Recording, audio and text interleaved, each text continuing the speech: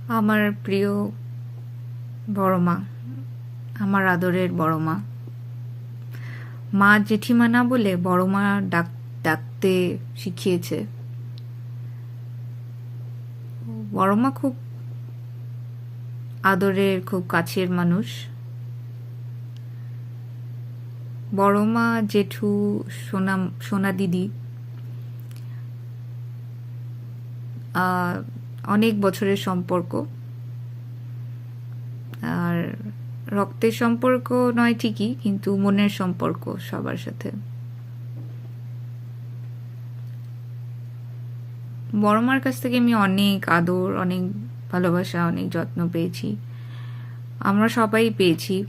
বড় মা মানুষটাই এমন যে মানুষকে কাছের করে নিতে খুব সহজেই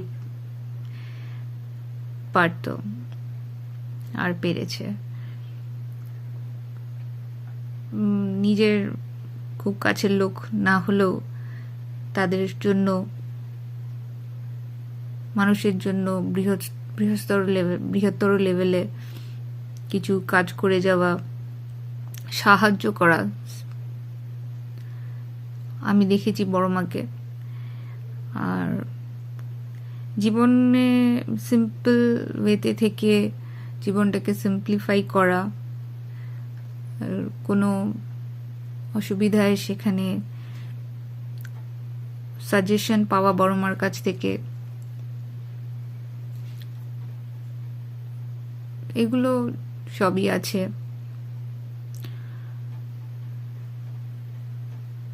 মনের সাহস রেখে বড় মা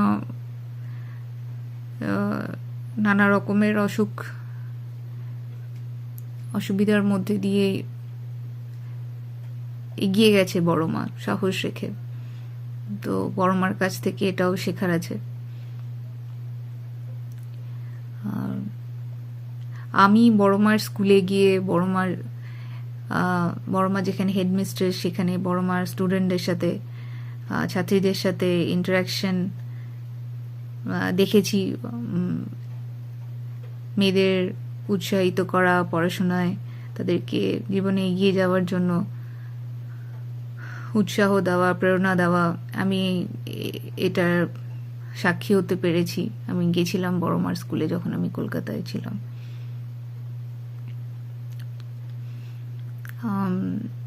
আর আমার ভাইয়ের পড়াশোনার ক্ষেত্রেও বড় মার বহু অবদান আছে।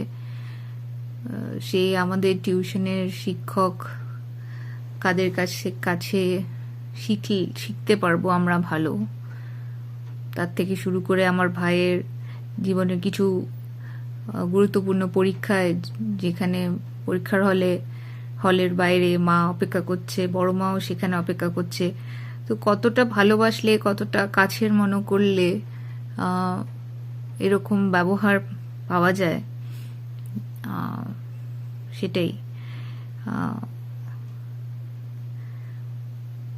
বড় মার কাছে আমার প্রিয় খাবার ঝুড়ি আলু ভাজা আর রাঁধুনি ফোড়ন দিয়ে মুসুরের ডাল পাতলা। খাবারটা খুবই সাধারণ, খুবই সিম্পল, কিন্তু মনে থেকে যাওয়ার মতো। বড় মাও সেরকম, খুব সিম্পল, কিন্তু মনে দাগ রেখে যাওয়ার মতো একজন মানুষ। আমার প্রিয় বড় মা যেখানেই আছে, বড় মার শান্তিতে থাকুক, এটাই কামনা। আর বড় মার আশীর্বাদ, ভালোবাসা যেন আমাদের সাথে সব সময় থাকে।